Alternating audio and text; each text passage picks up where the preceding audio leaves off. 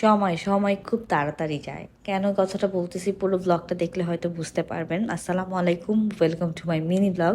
তো আজকে দিনটা আমার কাছে একটু বিশেষ একটা দিন। আমার সকাল থেকে খুব ভয় ভয় করতেছে, এবং যেহেতু আমার বোন মিলে আজকে আমরা আমার মায়ের অপারেশন করাতে নিয়ে যাব। সকালবেলায় আমি ঘুম থেকে উঠে গেছি, উঠেই আমি বাসায় টুকটাক তাড়াতাড়ি ঝটপট কাজ করে নিলাম, কারণ আমি বের হয়ে যাব। তো এর মধ্যে রূপা আর মা চলে আসবে। তো আমি একটু শাওয়ার নিয়ে নিছি, যেহেতু পুরো একটা দিন আমি বাইরে থাকবো। তো আমি চেষ্টা করতেছি যেন আমি ওইভাবে মেন্টালি ভালোভাবে আমি সব কিছু নর্মালি নিতে পারি। এটা আমার একটা বলতে পারেন, আমি সব কিছু খুব সাহসের সাথে মোকাবেলা করতে পারি।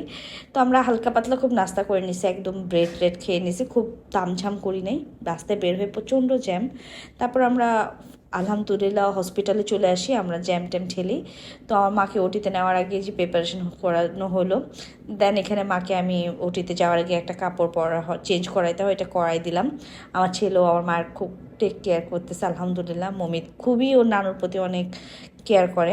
তারপর মা ওটিতে গেল, আমরা একটু নাস্তা টাস্তা করলাম, কারণ মমিত ওইভাবে কিছুই খায় নাই। আমি একটু চা খেলাম, মমিতকে নাস্তা করাইলাম, কারণ মমিতেরও আজকে একটা অ্যাপয়েন্টমেন্ট আছে। মমিতেরও চোখে প্রবলেম আছে, এবং অনেক ছোটোবেলা থেকেই। এই একটা মিনি ব্লগ শেয়ার করলাম আপনাদের সাথে। সবাই ভালো থাকবেন, আল্লাহ হাফেজ।